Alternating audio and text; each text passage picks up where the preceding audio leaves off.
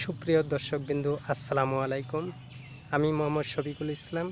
এই মুহূর্তে এখন আপনাদেরকে আমি নিয়ে যাব ধনবাড়ি হর্টিকালচার সেন্টারে, যে কামিনী ফুল গাছে কীভাবে গুটি কলম করা হয় সেটা আজকে আমার এই ভিডিওর মাধ্যমে দেখাবো। দর্শকবৃন্দু দেখেন, এই মুহূর্তে এখন আমি এসে গেছি একটি কামিনী গাছের পাশেই।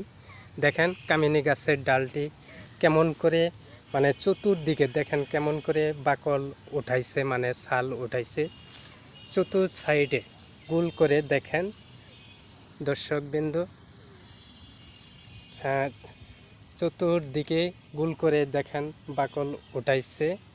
বাকল উঠানোর পর আমাদের অত্র সেন্টারে অভিজ্ঞতা এই গুটি কলম করার অভিজ্ঞতা লোক মোহাম্মদ রেজাউল ভাই, তিনি এই গাছে দেখেন কিভাবে মাটি বসাইছে।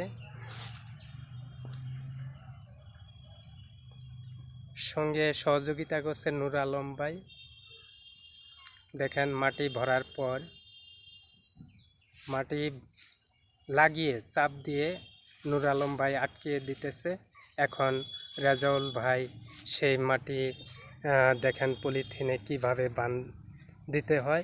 দর্শকবিন্দু দেখেন, এই পলি বান্দাটাও একটা ক্যাপাসিটি। দেখেন দর্শকবিন্দু, অভিজ্ঞ লোক, কলম বাঁধার অভিজ্ঞ লোক রেজাউল ভাই দেখেন গুটি কলম দিয়ে বাঁধতেছে।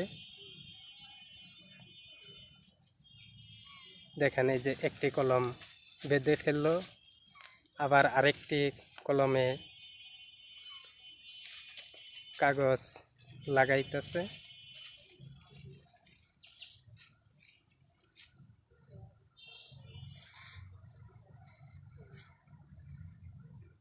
দর্শকবিন্দু, একটি কামিনী গাছে প্রায় 20-30টা কলম দিয়ে ফেলেছে রেজাউল ভাই।